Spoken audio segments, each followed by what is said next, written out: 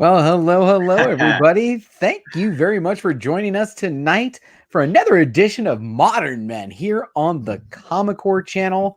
Man, can you guys hear me? Is this thing cool? Are we all right? Great. We're good. All right. I'm good, man. bro. Yeah. So, sorry for being late. You know how we roll. My But bad. hey, That was my fault.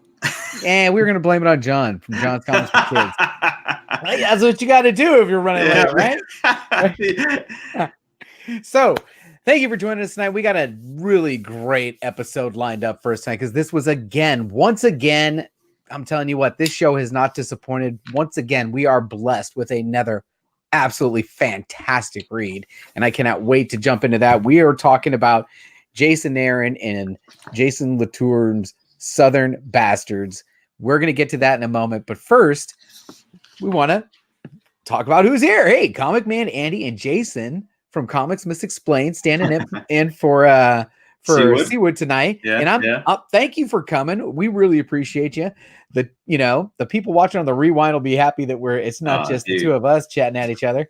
Glad to be here, man. Yeah, like I was going to come on last week for Paper Girls, and then I was passed out hardcore. I meant to wake up. I set my alarm and slept in my alarm. That's how tired I was. But I totally read all Paper Girls, and I was like so totally down to like talk about trades and stuff, dude. I was up for it, and then I was exhausted.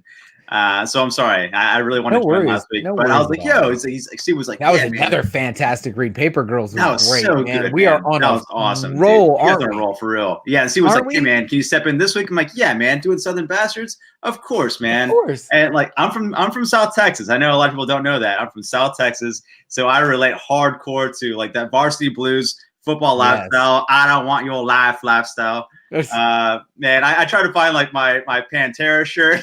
I try to find like a cowboy hat and some boots. I don't know where they're at. But yeah, I found this vest, so like and some flannel, so I'll represent a little bit. We'll do a little flannel.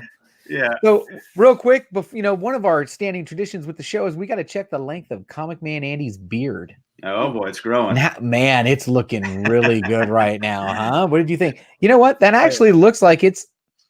Did you get that professionally trimmed or something? I mean, what's going on with that? That looks so good right now. I did, JB. You did, didn't you? Look at that. He had it professionally worked on. He's so proud of that. Man, it's a good-looking beard. Now, afternoon off and had to go do it. Tell me, guys, tell me if I'm wrong. Is this the first time that Comic Core will be broadcasting not on one platform, not on two platforms, but on 3 platforms? That is right. We are live right now on not only YouTube and Facebook, but for the first time, we are broadcasting on 3 different platforms as we've added Twitch. Is that correct? Yeah, that's right. Wow, man, we are coming up and beyond. And yeah, man.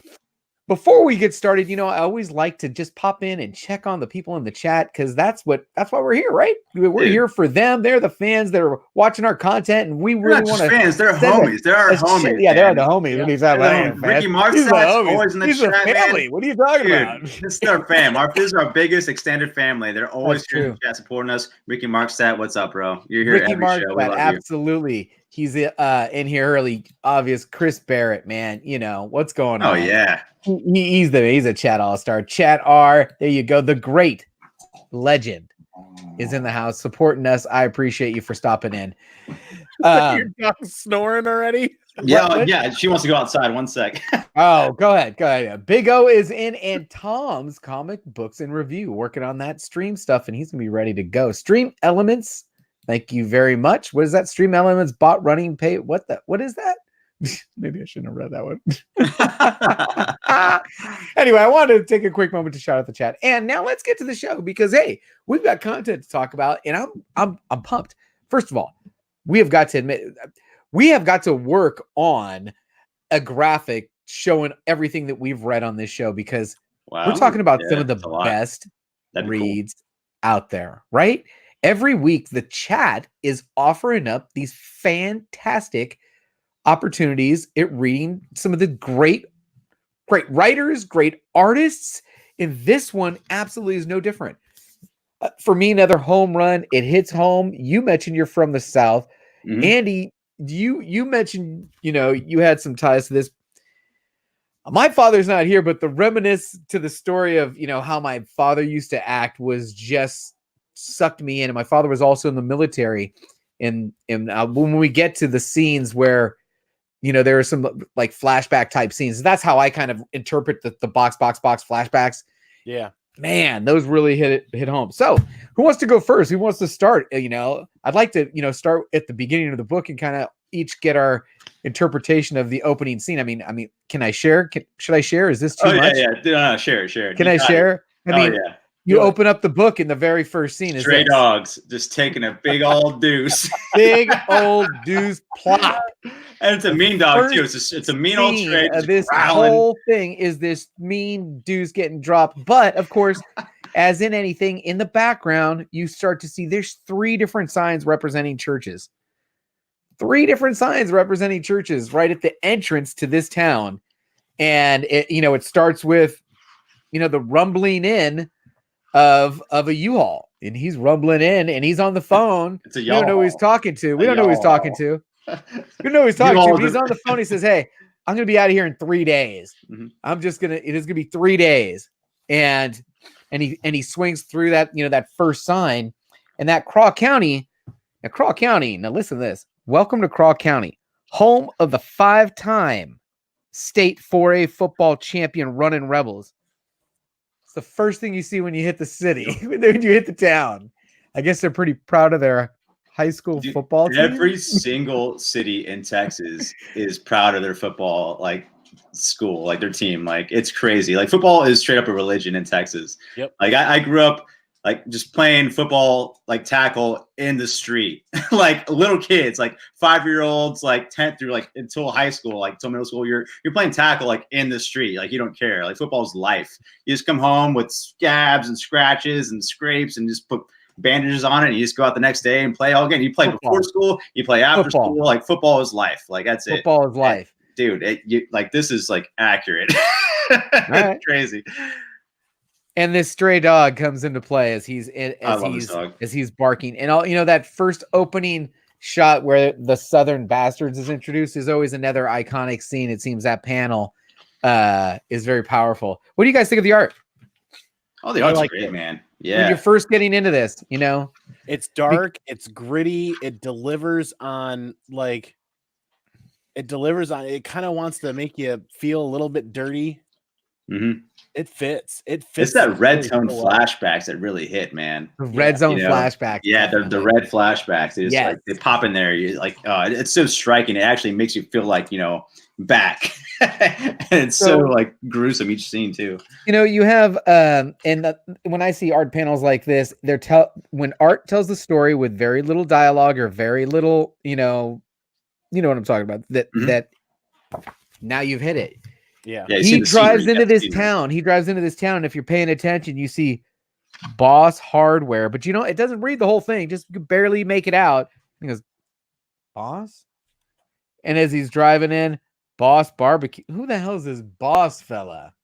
You know, it's like times have changed. Well, come to find out, this old man, and he's old. I mean, this guy's no spring chicken, man. Right. This is an old fella himself. As I'm saying old, I'm coming up to his age so damn fast. He looks like Abraham Slam from Black Hammer. That's exactly what he reminded me of. Yeah, exactly what he reminded me of. Abraham Slam from Black Hammer. Yeah, dude. I 100% agree with you. But like a grittier, more dangerous version of him. Oh yeah, absolutely. This guy is like gone through it. Now, the first flashback scene here is Earl, listen to me, boy. Yeah, his dad. And then you turn the panel and you get, you know, this striking. Is this one of the ones you gave me? Which one did you? Yeah. Yep. It is. You get this striking panel of this massive tree that's grown basically out of the grave of, and we look down and this is his father. This old man come back and this is the grave of his father. So yeah, he's coming to clean out the house. I guess his uncle been living in the house, but his uncle's going into hospice, so it's time to clean out the house. He's coming back to town. He ain't been to town for a while. Yeah, you know, many years. For a long while. And to see this tree. Now, I just want to say real quick, I feel like I've known a couple of these dudes in my life. That guy, man. He's got like, my goodness. yeah, I feel like I've known that guy many times. He's got like a pentagram tattoo, if you can't tell, like right there on his collar, and there's some other bad crap on him. But oh my god, and then poor dog gets peed on. When we talk about art telling the story, this is another very iconic panel for me. This is where he walks into his parents' house, and again, not a word spoken as he's looking at the wall and looking at pictures. And if you read the clippings, it's telling you this story. Yep. His father was a sheriff who had this bat that was, I guess, maybe signed by Paul Bear Bryant. And he used to lay down the smackdown with this bat. I mean, it's not even really a bat. It's like a tree limb that fell, and he just like lopped off like the extra part. And it's like a solid oak limb. Yeah. That he just there's multiple names on there. It's like team. It's that like makes names on there. It's not just one guy, you know. And his father, it has meaning. His father, having this bat, it's not a bat, this lop of wood, not a bat, but this lop of wood, bat, you know, that he was buried with his Bible. All right, now we're gonna get into the little. You ready for your get the little tingles on the back of the neck? Yeah. So Dad's buried with this lop of wood that he used to lay the beat down with, and a Bible. And 40 years later, there's a tree. This grows out of his grave. I love that part. I love that part. Wow, right? Come on. I got tingles when I'm like, ooh, wait a minute, right? Ooh, that's good stuff. I'm a little goosebumps. That type of writing and storytelling, and you're halfway through the first book, of what is going to be 5 pages in the tray, 5 books in the tray. Yeah, a couple pages in. Yeah, you're only a few pages in, and you're sucked in big time. Mm-hmm. Big time, right? This is phenomenal. So he moves on, and hey, man, I got to go into town and get some food. And of course, he runs into some old whack-a-job. This guy's a whack job. Dude, I see that guy at the bus stop every day. Every day, every diner's got one of these guys, right? Oh yeah, every diner's got one of these guys. Tell me what you guys think about the development of the story through here, because that's when we get introduced to your friend. We've all met this tattooed. He's wearing a tap out shirt. So he rolls into town. He's sitting there, and there's some issues going on with town. Town's a little bit different. Town's different, and he runs into, this guy who recognizes him, and he says, "Hey, you're that sheriff's kid, right?" And he's like, "Hey, keep it down. Keep it down." What's his name? Dusty. Yeah, Dusty. Right? And he goes, You used to date my sister for a little while. For summer or whatever. Yeah, keep it down, keep it down. Well, this guy basically gets rolled. He's about to get rolled in the back of this restaurant. Mm-hmm. And here comes, what's his name? Abraham Earl, right? Slam. Yeah.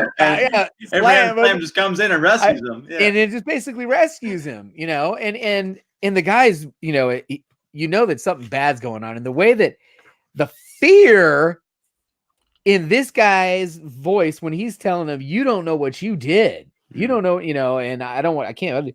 No, you effing shouldn't have. He goes, I saved your life. He goes, no, you shouldn't have. He goes, you have no idea what you're getting into. And he's setting up that this is bad, dude. Something you've effed this one up. Setting up the story. It's setting up the story. Yeah. So then he goes back home, and there's this kid just chilling on the tree. That's like on top of his dad's grave. On top of his grave. His shirt though, this kid's shirt, he's upside down. So I gotta turn the book upside down. But it says sweet tea. Yeah, that's a southern thing, right? Sweet tea. A little Kool-Aid man, because it's sweet tea, man. I love that. Sweet tea. And this kid looks like he's going to come into play. Obviously, he's going to come into play. Yeah, he wants to watch TV, man. His parents or whatever won't let him. He's like, hey, man, can I watch TV at your place? He's like, no, get out of here, kid. So he just leaves. He'll come back into play later on, though. He does. So, again, he makes a phone call. Another one of these, kind of phone calls as he decides to grab the axe. And the phone calls, yeah. I say 3 days. No, I'm going to be out of here in 2. I'm going to be out of here in 2 days. Mm-hmm. We still know who he's talking to, but I'm out of here in 2 days. but I got something to do. And he grabs the axe. And the way that these panels lay out coming up here, he takes the axe, and what he wants to do is he wants to take down this tree because it's a symbol of his father.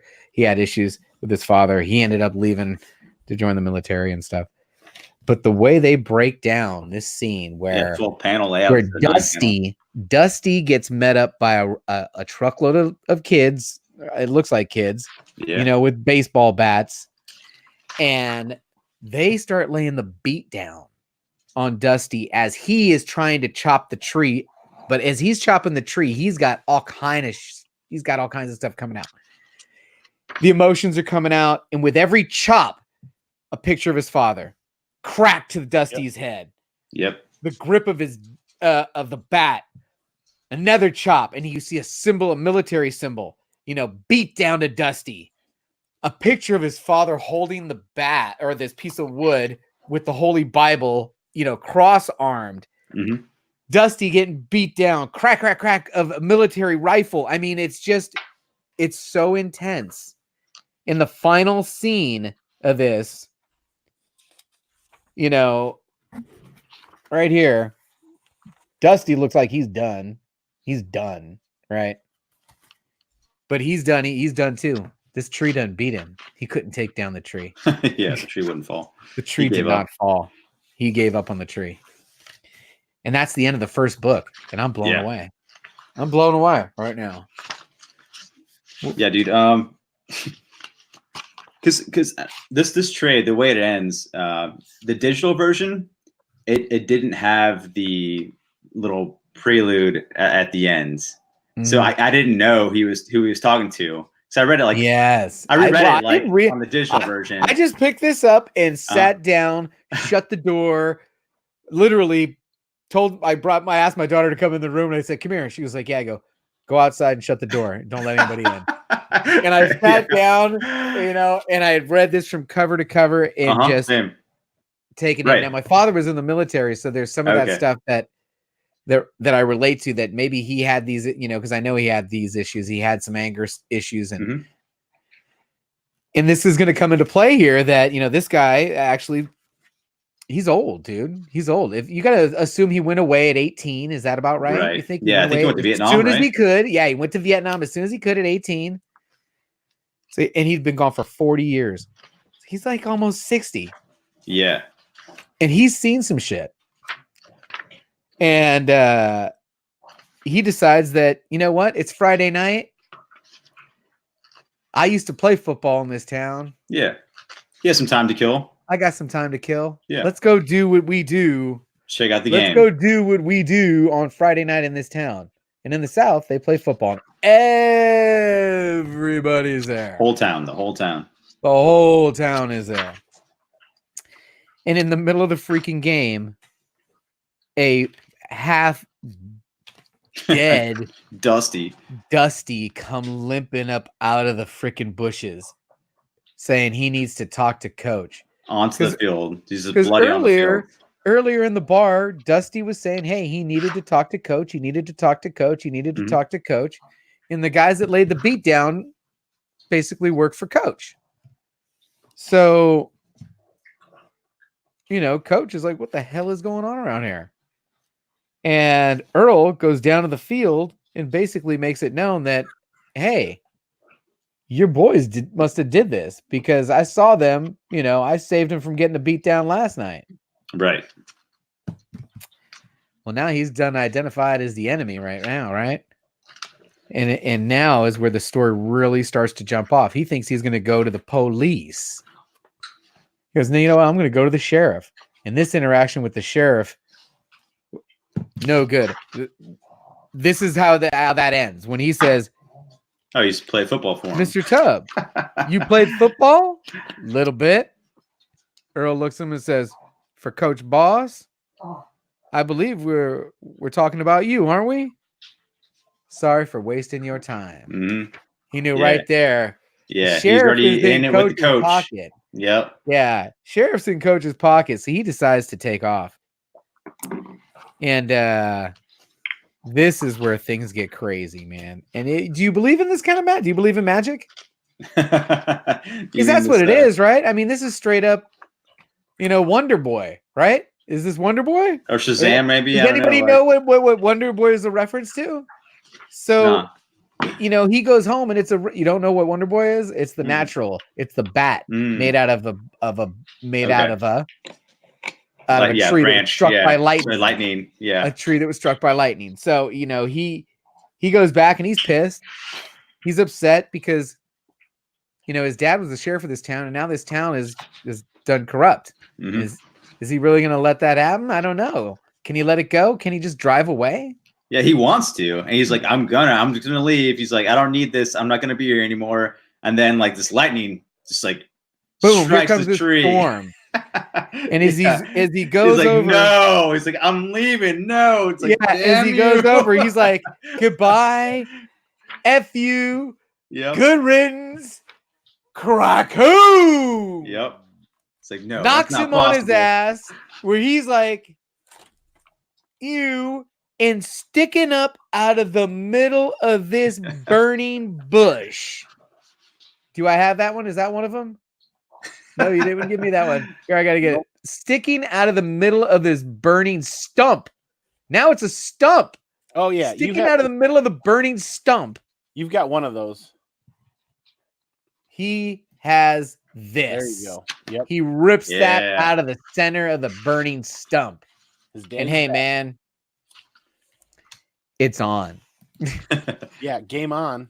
Yeah, now it's totally on. Like walking. That's how tall book rolls. 2 ends. Yeah, now it's a walking book tall 2 rolls. ends with basically him ripping this thing out of the. It's on. Yeah, no more cars in the street. Game on, yo. Yeah, it's walking tall rolls now. It's street justice. And it is. You're thinking Walking Tall for sure. And I like the reference to Walking Tall because I love that movie. Yeah. Hold on, Drew. Tell me, are we hitting on all cylinders right now? I haven't listened to a word you guys have said. I just walked in the door from work. That's pretty. Then nice. You just say, yes, we are. You know what? How about the chat? Chat, are we actually hitting on all cylinders? You guys enjoying this? We still got 16 people in the house. Thanks for stopping. I just want to give a shout out to G-Pat, man. I love that G-Pat. dude. I haven't seen him in a while. Gene Paul Ace Peter. I love that guy. So he said he couldn't stick around, but I'm sure he'll catch the rewind. But yeah, good to see G-Pat. We just finished book 2. And right now I'm chapter 3. This has been fantastic, right? And we're just going into it. Okay, so we're moving on to chapter 3. Okay. We're moving on to chapter 3, and again, a very iconic opening scene. This damn dog, of which pops up up again. So it basically leaves a big fat turd. Really in that everywhere again, the opening splash Southern Bastard scene is a big old step in the shite. Pull that up, JB. Really quick. Pull that up. What does that remind you of? No, the actual dog scene. Oh, the dog scene. That first opening where that dog's taking a crap. What is that remind you of? I don't know. Saga. Am I taking a crap? Am I pooping? Oh, okay. Come on. That's not what I was thinking though, because that was a whole different reference. But that's like just the way that Saga opened up. It just gets your attention and like, look at this, and I was like, holy crap, literally crap. Well, this is I guess you called it the walking tall scene. Basically, the beginning of book 3 is your kind of your walking tall scene. He rolls into town with his lumber, into the packed restaurant, and you end up with this big splash screen here with this piece of lumber. Yeah, he came to beat some ass. Is this one of the ones you sent me to? Yep. Yeah, this is the last one you sent me, where he walks in and he says, yeah, I'm gonna need more than ribs. and these cats down here who had laid the beat down to his friend who's in the in the hospital. No, died. The guy died. He's dead. Yeah, the one who crawled out onto the Dusty. Dusty Died. Dead. Dusty so been dusted. He's telling them, hey, tell everybody what you did. Dusty's concussed? I said Dusty's been dusted. Dusty's got dusted. But I want to say shout out to this kid again with his other awesome shirt of a Foghorn Leghorn, and it says Kia.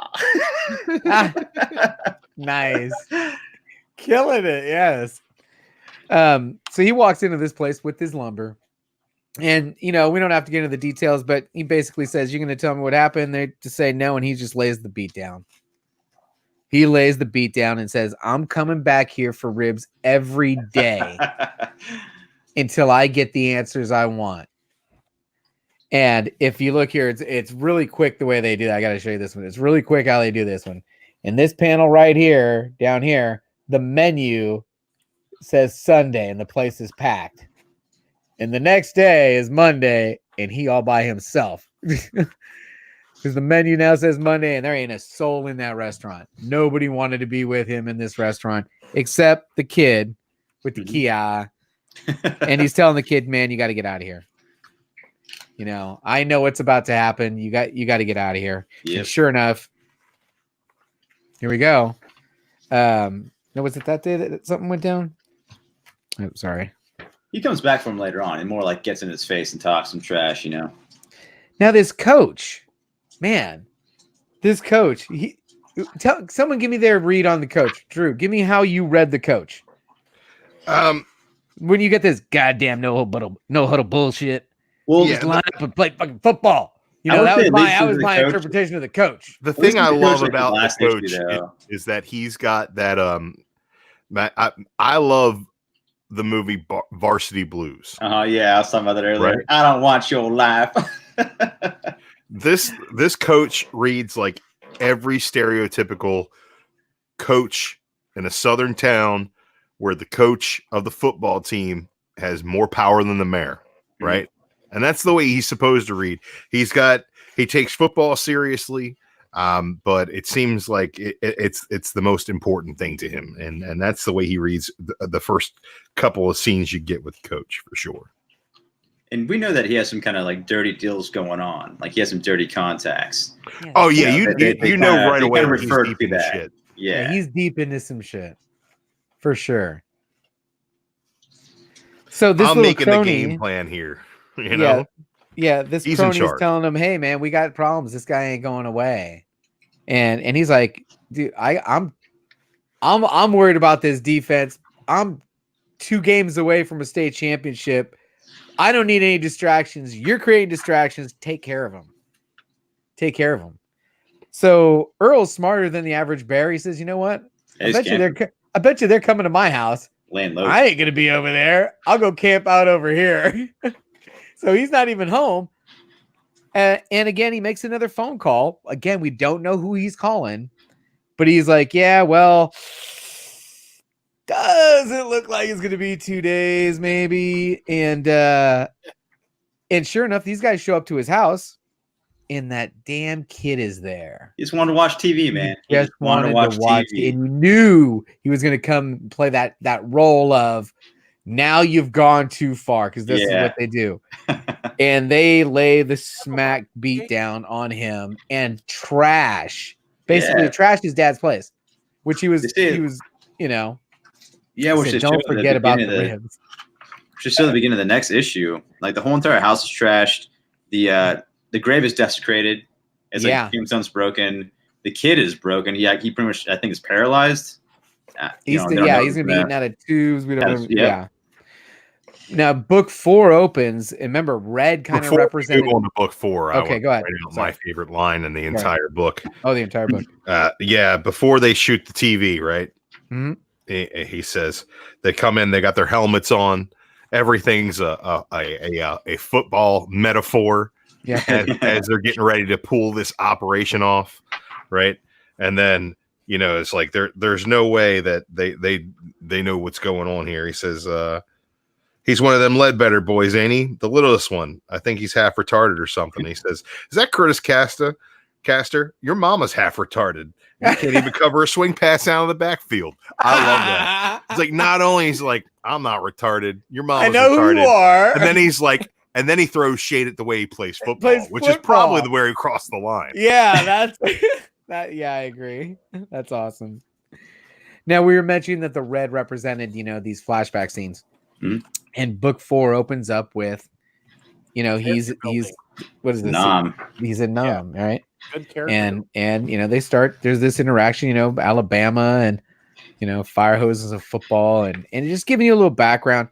Now, I like how the one soldier's like, hey, we'll get you back in home in no time. He's like, oh, not if I can help it. Like, he doesn't want to go home. He doesn't want to go back home. He hates home. He doesn't want to go back home. Part of the reason why he even enlisted with this, so Yep. If they don't make it back, he didn't make it back. But my father was here, and some of this, the stories that they tell, this was no joke. This was some really bad shit. These guys saw some really terrible things, and they're training. Even though this guy's 58 years old, bottom line was at some point in his life, he was trained to kill. That was what his job was. They taught him how to kill with his hands. They taught him how to kill with a knife. They taught him how to kill with a gun. They taught him how to kill with a grenade. They taught him how to kill with all types of different weapons. That was what they did. So when I first got to this scene, this one hit really hard for me, man. When I get to this chapter 4 and I see these scenes and I see this old man, 50, I'm thinking he's around 58, and he's seeing his place is just destroyed, and he's broken down, man. Yeah, you have crossed the line. Yeah, and here he visited the kid in the hospital, Yeah. And he grabs the piece of wood and he says, "Come on, Daddy. I could sure use some ribs." Because he's going back to town. And when he gets to town, they're all like, "This dumbass ain't gonna show up. There's no way he's coming here." You can't spoil the ending. You can't spoil the ending. All out in front. Don't spoil the ending for him. We have to. Yeah, it's the most powerful thing about this book is the way this first volume ends. Yeah.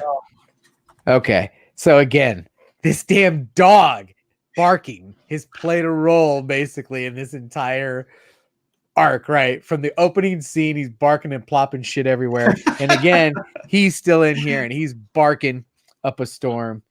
And here's the confrontation, and the sheriff's just you could walk away. None of this has to happen if you just turn around and just leave. And he's like, "When are you going to do your job?" My dad was the sheriff, and when are you going to do your job? So, it looks like, it's about to go down, and sure enough, it goes down. And I don't want to, I talked about these being the most powerful panels for me. Because what you see in these panels isn't just the fight, but it's the flashback to his father. It's him on the football line. There's so much going on, and it seems that, and in my mind, it's like bam, bam, bam, bam, bam, bam, bam, as you're looking at him as he's going through this fight and this struggle. It's everything, and at one scene, it seemed like a point into this time, There's a point where everybody's grabbing for his father's piece of wood that is clenched in his dad's dead hands. And it's powerful, man. It's powerful. He beats him up. He basically beats the shit out of everybody, and he goes into the bar to get his damn ribs. And guess who's sitting there waiting for him? Coach. It's all about Coach. Coach runs this town. That panel's communication without words. That is huge communication without words. That's what art telling the story is about right there. That's telling a major story of what's going on, not just in the past, in the present, and not the future, but there's so much going on in this moment for him that it rolls back into his football when he was a kid, into his military, into his death of his father. And now he beat the hell out of all these fools with this piece of wood. And he goes in to get his ribs. And sure enough, here's the fucking coach who runs this town. Just sitting there. Living his life. Just sitting there. Man. Kind of didn't think he was going to make it. But, sure enough, there he is. And he says, "I ain't leaving until I get answers, man. I ain't leaving to get answers." And this guy is like, "You just need to go back wherever you came from." And he slams that fucking piece of wood down on the table. And he says, "I'm home." This next 4 or 5 pages is by far the best 4 or 5 pages I've read in weeks. This is good. This is really good. There's a fight, and it's an ugly fight. This is a fight to hurt people. I mean, he's trying to gouge his eyes out. You know, this is a Coach and Earl start to go at it. And in this fight, Coach gets the best of him, man. They're holding the dog back and everything, man. Coach takes the piece of wood from him, and he gets the best of him. It stabs him with it. Let's go back a bit here to the conversation that they had that starts this fight. All right. Yeah. He's asking, you know, what's going on here and what happened. And he doesn't want to tell him. He keeps telling him to go home. And he says, I am home. And the coach says, that's some stick, but carrying that stick don't make you your daddy. Yeah. He said, I remember your daddy. I remember how jubilant the whole damn county was the day he died. And to tell you the truth now, you're pretty jubilant yourself. Mm-hmm. And he says back to him, he says, Coach, you know, and I remember you too. You were that scrawny kid always trying to make the team. Yep. Seniors like to pick on you something fierce, didn't they? Could have stopped it, I reckon. I was team captain. They'd have knocked him off if I told him to. He said, but well, guess I didn't give a shit. And that's what set the coach off. That's when the coach dropped his last bone. Because he wasn't a player, man. He was just like a wannabe. You know what I mean? Like, no one liked him. Everyone picked on him. And he didn't care enough to stop him because the guy was probably an a-hole back then, too. You know what I mean? Yeah. You're the clink of the last bone, and now it's on. And it's a knockdown drag out. It is, you know, a couple of pages of knockdown drag out. Now, you know, the ironic part is when you get to the end, you get that, again, the crack of freaking lightning strike as he basically, you know, looks like it ends him. You know, I can't tell. It looks like he ends him. Well, you got to give credit to the fight scenes here. The fight scenes just tell so much more than face value. And the whole time, this whole book, 4 books now, or 5 books now, he's been making phone calls to nobody. He's just leaving messages. Yeah. Leaving messages. We don't know who he's calling. And in what looks like his corpse, I mean, maybe he's alive. I can't tell, but his phone finally rings. Mm-hmm. It finally. That poor dog is like sniffing him and like licking him, and then it walks away. You know. Yeah. So the phone finally freaking rings, and who's on the other side? It's told in the epilogue. Now, one sec. Now, this epilogue. I had this upstairs, but I was like, for quick, you know, purposes, I was like going to read the digital. So I just read the digital before even being too lazy to walk upstairs and grab the book and bring it down. But right before the show, we don't have to tell them. I read the next issue and there was no epilogue. So I had no idea who he was calling. And so I went up and grabbed the trade right before the show. And I was like, oh, that's right. I mean, you know, we can totally talk about that. It's not, you know. So realistically, if I wouldn't have got the trade, I would not have known. I would have been sitting here cliffhangered. Right. Yes. Oh my goodness, because I just noticed this in the epilogue. Did you guys read the next issue or no? Oh, I didn't get the next trade, but I've read it, but I just read this last night for the first time in 2 years since this came out. Yeah, I read it today in like first time in 2 years as well. There's a really important point made to be made here is that Comixology Unlimited, you can get this. You can borrow this book right now for free. Mm-hmm. We went and got them from the library. You can go down to Comixology and borrow it for free. And then when you're done reading volume 1, you're going to go back and buy it. And then you're going to buy volume 2. And then you're going to buy volume 3. It just built the character building in here is amazing. Wow. So once again, in my opinion, Modern Men does not disappoint. You guys put me onto another fantastic read. Not only was I blown away by Jason. We're not going to give away the epilogue's reveal. I think we should. Yeah. Are we? I mean, I think the person who's on the other end of that phone call is huge. Is training. In the military. A soldier. We got to point out this. His phone, he made what, 4, 5, 6 phone calls throughout. Oh, he made, so I'd say probably 2 per book. So 2, 4, maybe like 8 phone calls. Yeah, that never got answered. Yep. And He this didn't whole know who he was talking to. This whole time I'm reading this, I'm like, who's not answering the phone? In this Yeah, day, she says we keep missing each other, so she's trying, but I guess this time's not working out, and they don't show those times he's getting calls. So right, and sure enough, but well, I'm going to show you the last panel, so we're going to show it. They show you the panel where she actually connects, and she says, you know, love you, Daddy. Daddy. See you soon. So she's coming to Craw County. She coming. Oh yeah, she's coming.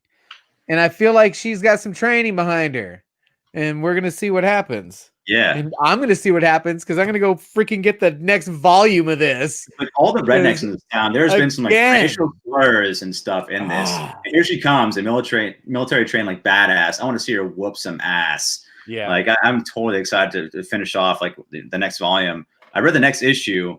And if we want to talk about what happened to the main character, no, not yet, because I'm going to get the next volume. Not yet. I'm getting the next volume, but I do. But it does go into Coach. It goes into Coach as well, and that was some funny shit. Taken. I didn't think I'd read any Jason Aaron, to be honest with you. And I'm in my comic. I'm in my comic book store buying this, telling the guy I'm doing this show, and blah blah blah blah. And I was like, yeah, no, I don't think I really read very much Jason Aaron. He goes, you didn't read War of the Realms? Like, yeah, I did read War of the Realms. He goes, you should get the trade and read it again. Because I'm telling you, when you get something and you can read it straight through, it is such a better experience. No doubt. It is such a better experience. I'm telling you right now, he tried to sell you on War of the Realms, and he missed an opportunity of all opportunities. Scalped. Go get scalped. Scalped. I know. Now I know. Now, what do you think? Tell me about Jason Aaron's style. What would you consider his style? Oh man, honestly, I think Jason Aaron is a bit of a shapeshifter when it comes to style, because War of the Realms is a lot of high fantasy, but it's also a lot of goofy fun as well. And then you get books of his that I love, like if you're talking big two stuff, I think his Wolverine and the X-Men is really good. His Wolverine was fantastic. But his style is all over the place, because he wrote, like, King Thor was definitely high fantasy. Gore the God Butcher in God of Thunder was definitely high fantasy stuff. And then the stuff that he did with Jane Foster, while still keeping that Thor fantasy realm of stuff together, has more of a lighthearted adventure kind of vibe to it.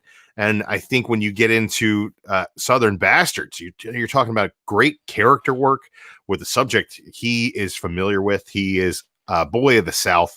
And I mean, I live in Maryland, right? Which is below the Mason-Dixon. That's the line for the South, but we're not like really the South. All right. But still, there's a lot of stuff in here about like roadside, rib joints and things of that nature that like really speak to me about rednecks and pickup trucks that, like, I mean, I live in the suburbs, but there are still rednecks and pickup trucks down this way, So yeah, there's a lot of stuff in here that they which nail. Makes no sense whatsoever. Right. Like I was telling these guys earlier, I'm from South Texas, like deep South Texas. So like I'm a Southern like person. They nail it. But like, yeah, he nails it. But I'm saying, I don't know why people act like that up here in Pittsburgh. It's like they're a bunch of like hick wannabes listen to pop country, thinking like they're a true Southern person. They have no idea what real stuff is. Jason Aaron nailed it. You can tell he's from there. He nailed the voice. He nails what's going on. The football coach, the atmosphere, the aesthetics, everything is perfect. And so is Donnie Cates. I think they have a very similar voice too. And he's from Texas as well. Where would the panel rank this on Jason Aaron's list of works? I really like his Wolverine.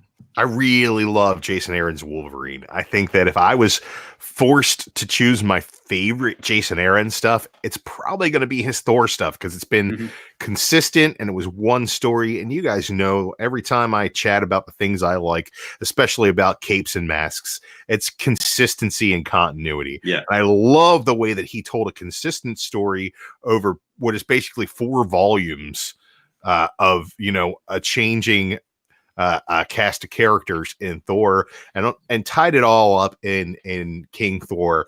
I think that his Thor run for me is my favorite stuff. But if you're talking about, like, I mean, Scalp is so great. Southern Bastards is great too. I think this is like probably top tier as far as Jason Aaron stories go. Southern Bastards, the work he does with Latour is so they're paired together so perfectly on this book. And that's what I'll say there.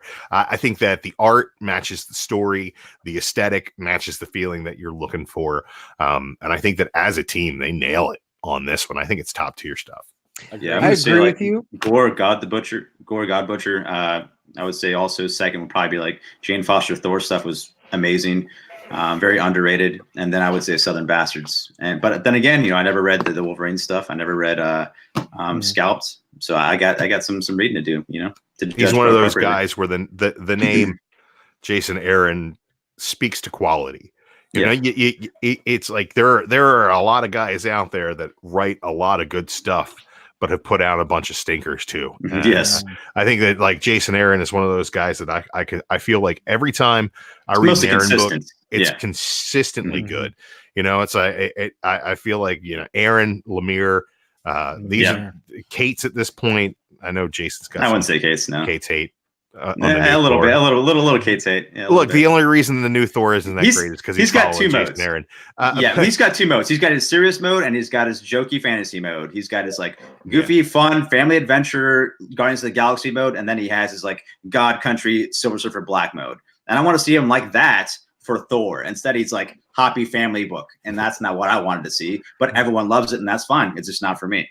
So I mean, Jason Aaron's one of those cats that when he writes creator-owned stuff, I get really super excited about it because he does so much work for the big guys. He does a lot of Marvel work. They give him a lot of stuff to do with events and basically main characters in the Marvel universe. And it's good to see him stretch his wings and soar on something like Southern Bastards or Scalped, where he doesn't have as many constraints and he's not dealing with characters that, are pretty much already, ready made. You get a Thor book. Thor's going to be Thor regardless. That's what I loved so much about the Jane Foster stuff is because it gave you a chance to see a different character with that power set, with those villains, with that kind of stuff going on here. And he does a great job with character. And I think pretty much this is Southern Bastards with his exploration of these characters, probably one of my favorite things that he's done. But it's just the creator-owned stuff gives him an opportunity to work outside the box and give you something that is really stunning. Well, Andy, they won some awards, did they not? JB, share my screen really quick. Yeah, go ahead and put that up.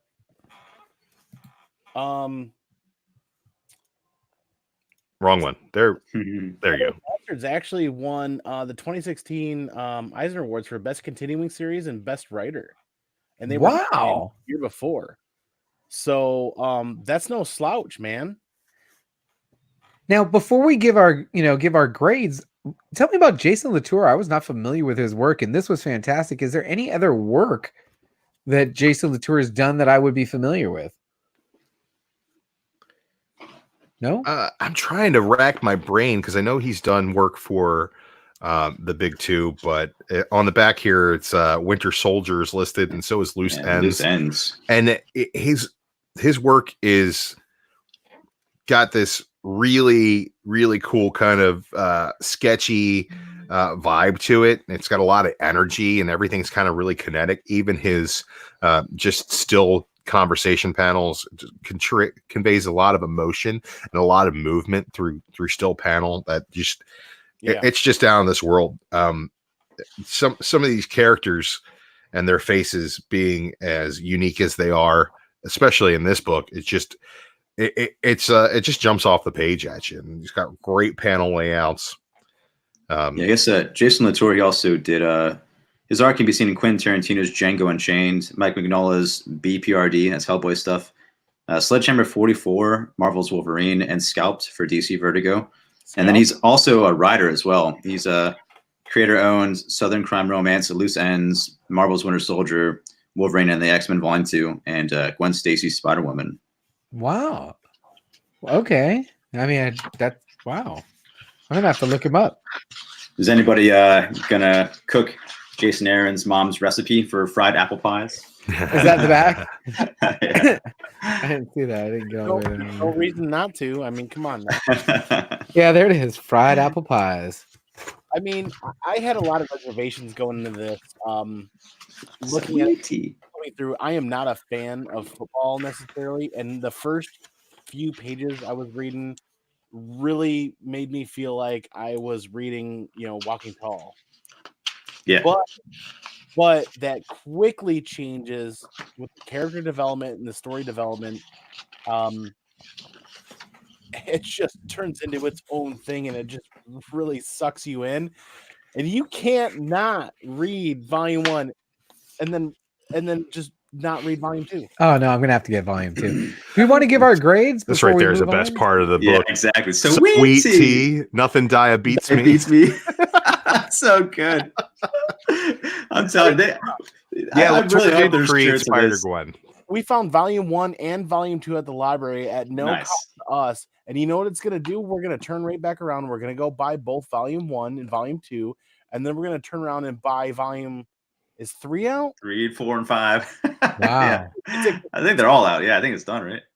I don't think it's done. It's still listed as a continuing series. Oh yeah. I think it's like to 5 volumes now. I think it's through issue 20 now. 20, okay. So. That's probably 4 volumes then. Do we know who suggested this for the read? Oh, that was the Mastodon. The Donnie, that's right. Yeah, thanks so much to Donnie for thank you so much for suggesting that and getting that on the randomizer. If you're not sure what we're talking about, at the end of the show, we asked the chat and the panel to kind of give us their suggestions for top reads, modern reads, and we throw them in a randomizer, and that's how we decide what we're going to be reading for next week. And I'll tell you what, we've hit home run after home run after home run. It's costing me a fortune as I'm now on Saga Volume 3 and Black Hammer Volume 4. But hey, this is some of the best stuff I've read ever. So, JD in the chat says that it's not done. It'll be coming back in October after the layoff. There you go. Cool. Nice, which is great. It gives him some time. He just finished up his Thor run at Marvel, and it'll give Aaron some time to work out what's going on with Southern Bastards and come back strong. So I love when indie books take their time on a layover or a layoff, and that way it gives them time to come back and have the story fresh and ready to go, probably have volume ready to rock by the time that next issue comes out. So it's just great storytelling, man. I loved Southern Bastards. I haven't read the whole thing. I've read the first 3 trades, so okay, we'll see. We'll Let's see how the rest of it shapes up. But I loved it. Let's go ahead and put a grade on this first trade, guys, and wrap this portion of the show up and hit the next topic. What do you guys think, Drew? You guys use the CGC grading, right? Is that what We're it doing is? CGC grading, yeah. This is a solid 9.4 for me. Okay. Solid. It's not that I can find something about it that I wanted more out of it on. It's just it's a slow build. I think that it definitely ramps up to the end of this arc, and that is the crescendo. And then you get that epilogue, which throws a lot more character stuff in there that has you ready to see what's happening next. But I read this in trade. I didn't read single issues, and I don't know if I read it in single issues if I would have been on board for the whole deal. And that's just my one takeaway from it. I think it definitely really works in the trade paperback format, and that's the way I ingested it. But I think if I just would have read issue 1, I might have been like, oh, that's kind of cool, and never gone back for another. But reading the story as like a complete arc, I really, really enjoyed it. Andy? Yeah, I kind of disagree with Drew because that slow build, that slow burn, I feel is like what Lemire delivers in Gideon Falls. So I would have been pining for every next issue as it hits, man. And I would have been just waiting and waiting and waiting. I give it a 9.2. I'm right there with Drew. And I can't wait to read volume 3. All right. Jason, what do you think? I think 9.4 is very fair, and so is 9.2. But I'm gonna give it a 9.6 just because I grew up with all this stuff. I like relate hardcore to this. So it's a small taste of home, but not to this extent. But I think the art nails it. You know, the storyline is engaging. I had a great time through it, and I had just as much fun reading it for the second time ever, like 2 years later than my first time. You know, it was just as good. But now that I've read ahead one issue, I am sad the direction it takes, and so that makes this one probably even better, in my opinion, than the future issues going forward. Probably. All right. Spoiler alert. Okay. Mhm. Yeah. I think this is a home run for me. It hit on some points of my life early on, and I was captivated from very early on, and some of the panel and artwork just put it over the top for me. I'm going to put this at a 9.6 also. Nice. And that is a very solid grade. That is our wrap on Jason Aaron's Southern Bastards. Thank you for joining us for that. Now we're going to move on to the next subject, and I think we're going to try and keep this in the next 90-minute window. So the next subject, gentlemen, who wants to go first? Because I know this is more your guys' subject than my subject, but. Well, I threw this out as a topic that I thought would be fun to discuss, and I know Andy did a lot of research on this topic as well, and that, for me, is the rise of the indies. And I think that you got to discount a company like Image out of this conversation, seeing as like when you think of indie comics, Image is something that's going to come up because they are creator-owned properties, but the size and scope of Image as a publishing arm is just so big that I think that you kind of take that out of there, because as a publisher, they're not the books are indie books. The publisher, not so much an indie publisher. There's a lot of conglomerates of different companies that publish under the umbrella, like Spawn and Image, Walking right? Dead, So you got your that. Skybound. Whenever I do think of Image, right? I mean, independent right away. I think Image. You know what I mean? Like for me, Image is independent, creator-owned, licensed stuff. But you're right; it's so big, and they have so many big licensed properties now because they've been around the longest. You know, but they just deserved it, though. I love Image. I think Image is probably my favorite publisher out there. Is there any? Can we go back and talk about a little bit of the history of the quote-unquote indie comic? Well, I think what was the first indie title that anybody ever remembers hearing? The way that I pose this topic, just to go back to Misexplains why I said that it kind of take Image out, is the rise of the secondary indies, right? So I think that independent comics have always kind of been a thing. As far back as I can remember, you'd see, you know, old black and white comics or fan-made comics or self-published comics. And anytime you're around comics, you're gonna see some stuff that's just like, oh, this is weird. This is out of left field.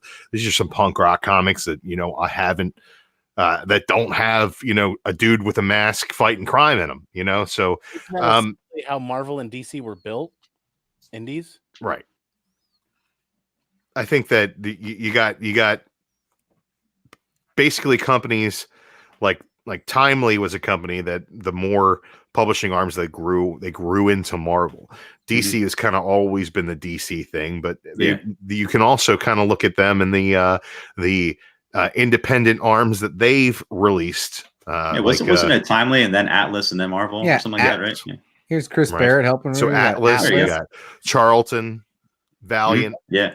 So for me, I think that the term independent comics always screams Valiant to me, right?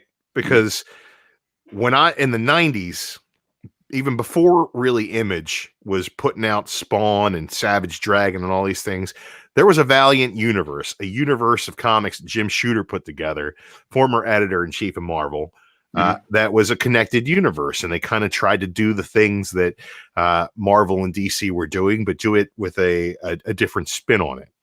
Then you get Image came out, but you also got things like Dark Horse Comics, still doing great stuff out there. I mean, that's still part of DC though, right? And also Burger Books as another branch of Dark Horse. Yes. Really? Dark Horse isn't DC. I thought DC owns them.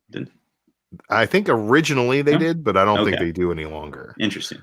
They have a partnership, but you got things like what's the publisher I was thinking of right now? I think the thing that grabbed my attention for this topic are things like Boom Studios and IDW. Yes. That Action have Labs, made their mark with licensed properties that have given them the opportunity to do a lot of creator-owned stuff that they probably wouldn't be able to do. Like IDW wouldn't be putting out as many great independent creator-owned books if they didn't have that Transformers money coming in. You know? Yeah. And they weren't getting Ninja yeah. Turtles money. Yeah. Like all of the Cartoon Network stuff was released through Boom Studios. Right. So they got that Adventure Time money. Yeah. They got that. They got RoboCop. They got a lot of licensed properties that just aren't hanging out at the big two. And they've used that to catapult themselves into a position to put out really great cutting edge stuff. Vault Comics is doing some great stuff as well. Now you got Dynamite has continued to do great stuff, and Dynamite actually recycles a lot of comic book properties that weren't multimedia properties. Devil was an old school character, but they brought back. Trying to think, there was one more. On the tip of my tongue. Dynamite's known for Red Sonja. Yeah, and Vampirella. Yeah, Vampirella, right? You also got Action Labs, you got Devil's Due, you got companies like Zenoscope, which make more adult comics with the sexy lady covers everybody's lusting after. But they also have a connected world too, which is funny. Does the panel feel that all these publishers that we've just mentioned, all these independents, as we're classing them together, are they going to continue to grow, or are they going to go away and get gobbled up? I think Boom was hurting first for a bit, but now I think they're stronger than ever. And Vault was a slow start, but now they're getting writers like Jeff Lemire and stuff. Like every now and then. Also TKO got a Jeff Lemire book. You know what I mean? They're starting to get bigger names, and also TKO, they're going forward with a business model of releasing your whole entire trade all at once. You can buy all the issues at once. You don't have to buy single issue to single issue. Just right away, you get the whole story. And I've been preaching that business model for a long time, and so I'm excited to see them do that, efficiently. So that's a great business model. So they're on the rise. I love TKO. So big props to them. But yeah, I mean, all these guys, I think they're going to continue to grow. Action Labs is fantastic. Did the numbers support? Are they actually eating away any market share at all from the big two? I believe that they are, and I think that that market share, I think that they're actually eating a lot more of the market share from Image than they are from the big two. But and DC, because their market share. Yeah, and DC. Yeah. But that's more to do with quality of story, and I think that's something that's cyclical, and it'll go up and down, and it'll come back around. But as far as growth, whether these companies are going anywhere, I don't think they're going anywhere, and I'll tell you why. And it's because we got a rash of comic book properties that are being optioned for mainstream entertainment. And these smaller companies are a place for Hollywood to mine stories from.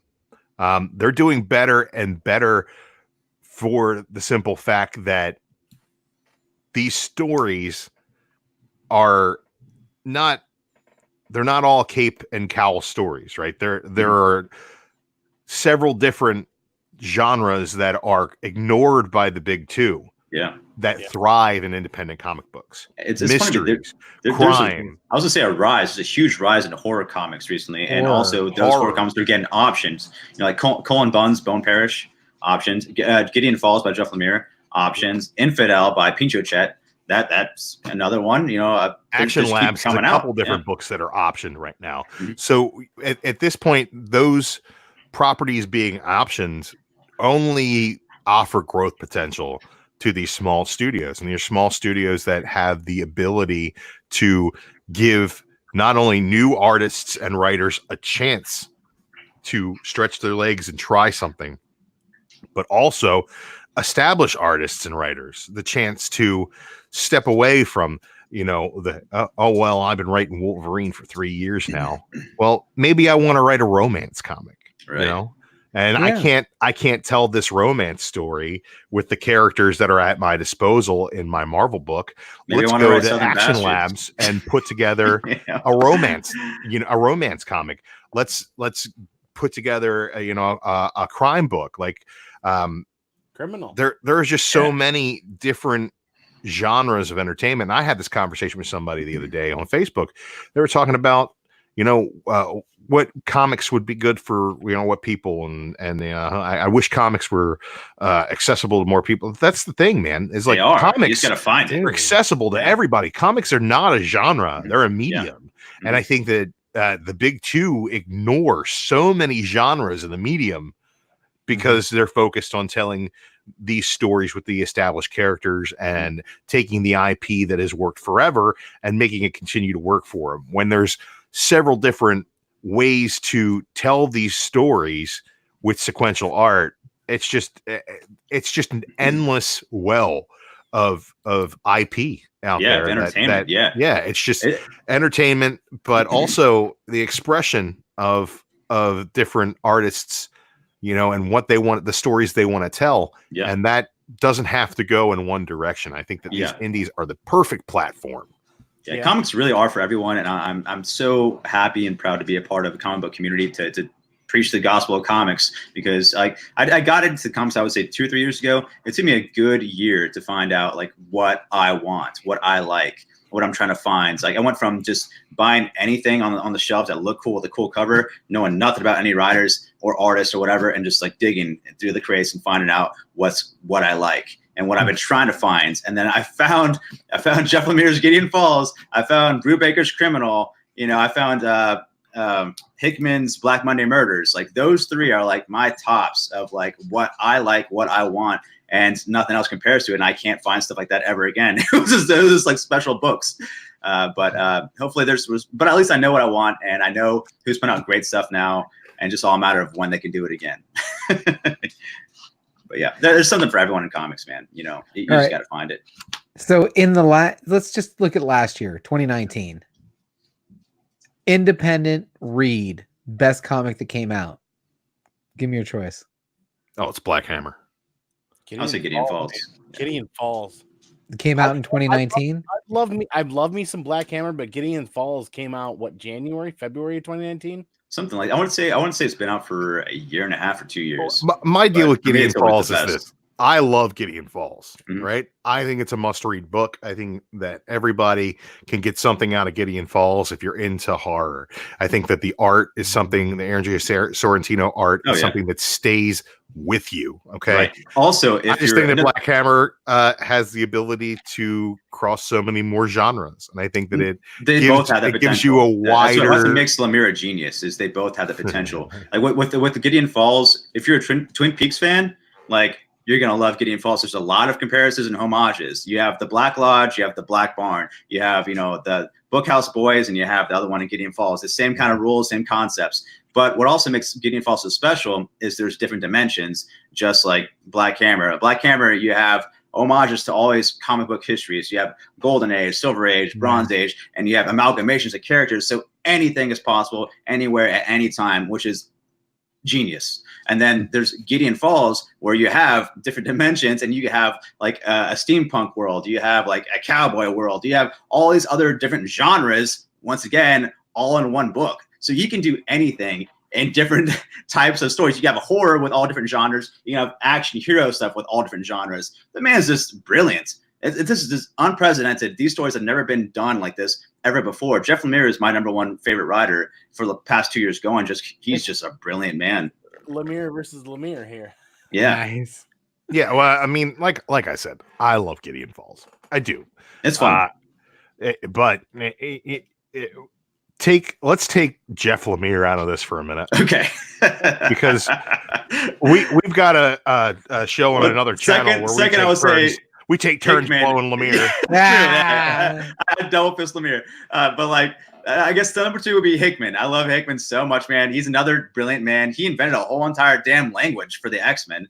And he did it for Gideon Falls, or for Black Monday Murders as well. Previously to that, he invented a whole entire like sigil symbol language. Like, dude's out of this world, man. He's just so creative. I'm just gonna say we're gonna put this in the randomizer because I would love to read that. I've always wanted to read that, dude. Yes. And even though this is Image, and I'm kind of trying to talk about books that are not Image. Yeah. There's some. That's his first one, right? The first book you wrote. Yes. So if we're gonna talk about books that are not Image in the past couple of years, this is a Black Mask Studios book. Yeah. 4 kids walk into a bank. And this is probably one of my favorite reads in a really long time. There's just so many books out there. You got like Once in Future. Yeah. Once in Future. It's a lot of fun. It's a lot of fun. Studios. There's just so many different options. Like when you walk into the comic book shop, there are so many different options that it's kind of hard to find your way through some of these books that you don't know about. I think the best way, again, I said this last week when we were talking about the other topic, like the best way to really get into these books is to talk to your shop owner, right? Talk to the people that are working there. Yep. Because they're going to be looking for something new consistently. Go to a lot of places have recommended reads from their staff or staff picks. That's exactly it. If you see something on the staff picks that looks off the wall, check it out because they're going to be these are people that are reading comics for a living, that are stocking comics for a living, that are ordering comics for a living. These are 2 very rare Once in Future covers. Yeah, I've never seen that. Yeah, I love this one a lot. There's a black and white version of this one, which is even more rare and hard to find. I can't get it for the life of me. And there's one more other 1 per store variant that I need to get. So I'm going to get that probably the next month or so. But yeah, I had to go. Mr. Gretzky 9966 throwing up the 6th gun as a read that was really awesome. Cullen Bunn telling a Western story with fantasy elements. Absolutely fantastic. If you want to know more about that, just ask the great legend. He won't shut up about it for about 3 or 4 days straight. Jonah Hex Peacebat. He'll talk your ear off about it, and when you're done talking to him, he'll text you like 17 paragraphs. Man, that 6 gun. Damn. Once in Future is coming out, I think, number 6 this Wednesday. If you guys are not on that book, get on it, man. And Folklords number 3 is coming out also. I read Folklords issue 1, and it's not for me, but I do. It's kind of like along the Kanto vibe, you know what I mean? Like the adventure, hero's journey kind of thing. But yeah, if you like that, then yeah, they go hand in hand. What other? I mean, JB, share my screen really quick. I mean, we're talking indies. How far back does it really go? I mean, Valiant. We talked about Valiant a little bit. Atlas and Timely. There's Oni. I think that the Bloodshot movie is actually coming out really soon. Yep, another couple. With Vin Diesel, like in a month or 2. You got Malibu. Malibu's been out there. They're defunct though. IDW, Teenage Mutant Ninja Turtles. Yep. Dark Horse, you guys brought up. Antarctic Press, I don't think has been brought up, but that's also a really good one. I think they're still in business, actually. Boom Studios, we brought up. Now, here's something I like. Scout Comics. Scout has some cool stuff. Yeah. Scout is Ardent Entertainment. And in 2015, Ardent Entertainment turned into Scout Comics.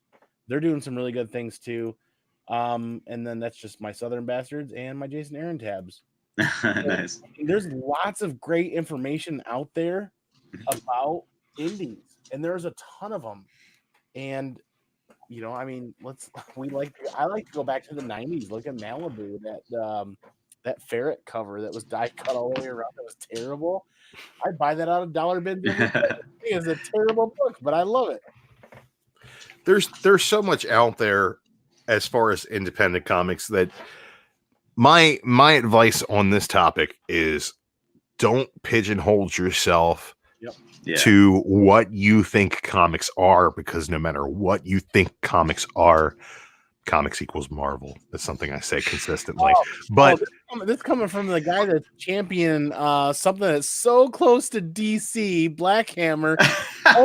No. Yeah, it's on Dark Horse. It's owned by DC Vertigo. Let's just go ahead and put the kibosh on that kind of talk. I'm just telling you right now. Everybody likes to think of me as a Marvel fanboy. Yeah. I read books from all publishers. Except for like 90s Valiant stuff. You're not sure. Yeah. Like or 90s Image stuff. You're making a Valiant movie. All these are going up, and you find them in Dollarman.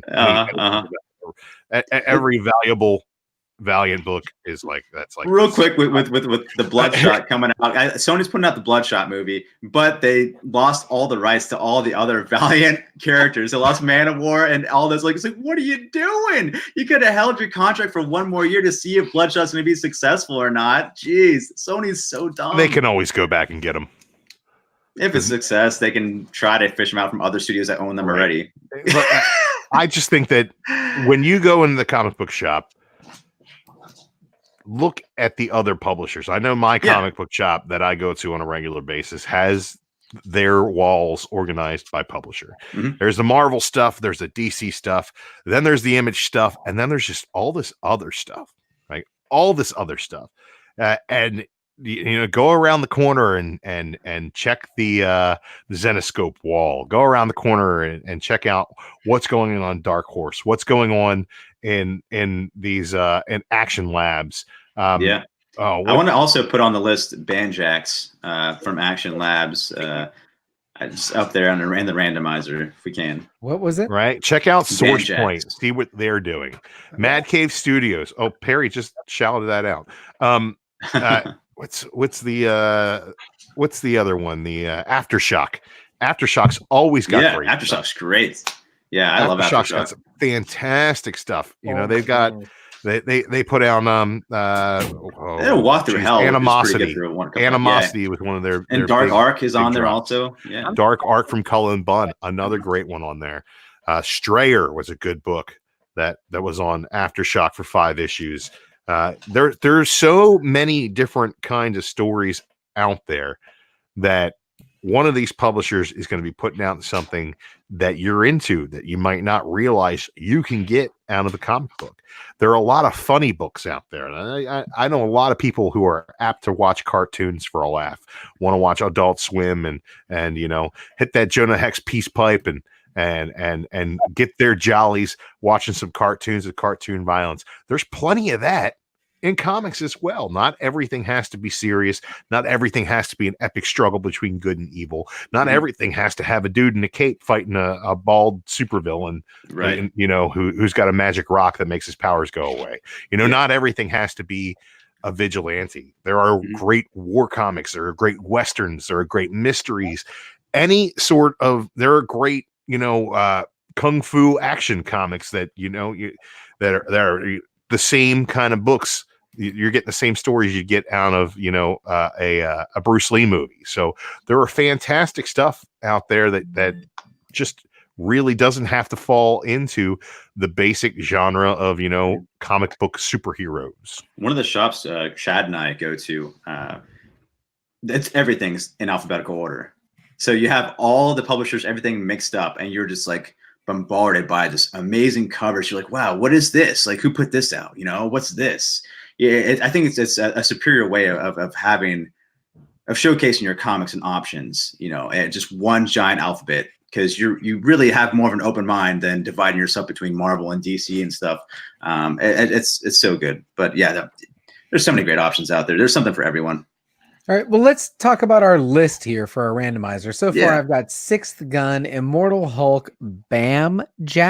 Banjax, B-A-N as in Nancy, J-A-X. Banjax, yeah.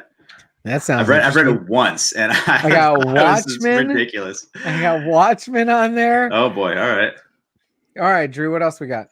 Let's throw Manhattan Project on there. Yeah, good call. Manhattan Project. I'm excited to try that. Let's throw 4 Kids Walk Into a Bank on there. Rosenberg. Mm-hmm. What you got, Andy? Oh, I'm not ready yet. I just. 4 Kids Walk Into a Bank. Oh, okay. Walking Dead, please. Walking Dead. Walking Dead Volume 1. Everybody's got one. Let's read it together. I don't have one, but okay. You don't have one? No. Okay, next. What? JB? JB don't like zombies. Watchmen. What else? Come on, guys. I want to say Black Monday Murders, but I think you guys would be extremely Vader. Vader trade number 1. I'm down for that. Okay, cool. Star Wars Volume 1. Was it the 2014 run? What else we got, chat? What are some options out there? Some DC What else should options. we read? DC How options. about let's throw no DC options always ends badly. You guys already read Mr. Miracle, right? Let's No. throw on in there. All right, You put ever read Mr. Mr. Miracle on there. It's only 12 issues. Oh, yeah, that's pretty thick, huh? William That's a lot. Byrd's got Marvel 1602. That's a good That one. was decent, yeah. How about Magic Order #1? Yeah. That was about- good. I loved Magic Order. How about Middle West Volume 1? Middle West. Never read Middle West. Yeah, Scotty Young. How about I Hate Fairyland Volume 1? I didn't read that Scotty Young either. I'm not too big into Scotty Young. He's a You nice need guy. to get into it, man. He's a He's great funny. writer. He's a funny guy.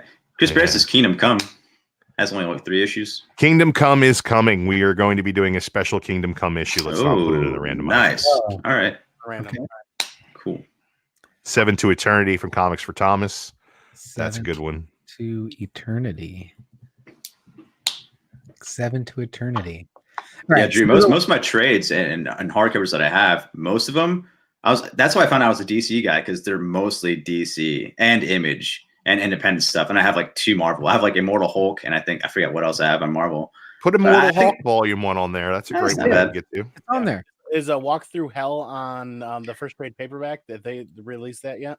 I think they did. Yeah, it's done. So I feel like they should have it.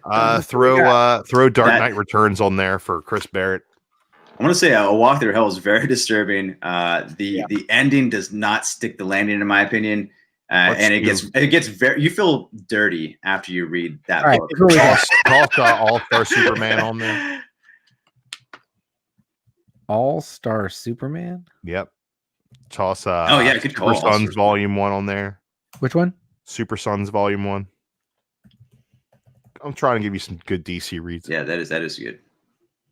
How about Death in the Family?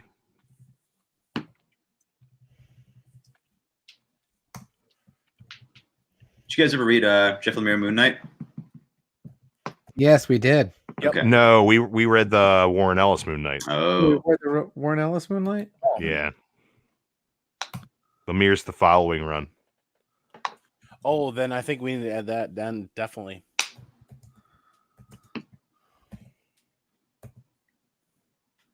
you guys ever read Criminal Volume 1? I read the first couple. Okay. It was All right. my bag. What do you think? Criminal wasn't my bag, man. What do you guys think? Looks good? Yeah, it's good. Farmhand. Yeah. Nice. Oh, we got to get the legend for that one. Yeah, for sure. All right. So, how many times should we randomize this list? I don't know. Oh, you know what? We did it based on the number of likes we had on Facebook. 3. Oh, good call. So now we've got 3 likes on Facebook. We'll randomize the list. Man, we better hope Facebook doesn't blow up, or we're gonna have to randomize this a whole bunch of times. How about Twitch next? All right, you ready? Once. There's 1, 2, 3. Walking Dead. All right. All right. 1. Going for that for months. Yeah. Walking Dead, Volume 1, everybody. Walking Dead, Volume 1. I'm very Cool. curious to see how this holds up. Me too. I've never read it. Really? It reads better than the show. Huh? Yeah, Walking Dead definitely reads way better than the show does. Okay, Yep. I believe it. Cool. Well, that sounds good, everybody. Well, let's wrap up this show by first, thanking everybody in the live chat for joining us. Now we're up to 27 people. If you missed the front half, man, catch the front half. I thought it turned out pretty well. I'm just Yeah, saying. for sure. And I want to thank DruManchu for joining us tonight. Drew, tell us about what you got coming up this week. I mean, you got Oh man, I might do some reviews if I get some good books tomorrow. Who knows? But that depends on what kind of time I got in my life. But I know that sometime Wednesday, I'm gonna be sitting down with that guy down there Yes. All right. for the Cantu Manchu review crew on the S&B network. If you guys haven't checked that out yet, search S&B network on YouTube, sub them up, check out their weekly comic book podcast, the Comic Cast, on Sunday nights, and check out the Cantu Manchu review crew. We've done some really great issues lately, including Jeff Lemire's Skull Digger and Skeleton Boy from the World of Black Hammer. We talked about Doomsday Clock. If you want to hear me yell at Jason for 45 minutes, that's a good one to look at. I put the link in the chat right there. Link is in the chat for the S&B network. I'm just telling you guys, if you guys enjoy what we do here on the Comic Core, you find a lot more. Dude, and same guaranteed that we're gonna have a big crossover one night, guys. We're gonna have an S&B network and Comic Core party, and we're all just gonna hang out together. We're gonna be doing tag team matches. It's gonna be great. We gotta schedule it, and we're working on it, but it's gonna be a fun time. Hey, Drew, so check that stuff out. Where can you get a Comic Core shirt? This is you can get them at T Public, man. T Public store. So soft. This is like one of the softest t-shirts. These Comic Core t-shirts. I'm just saying.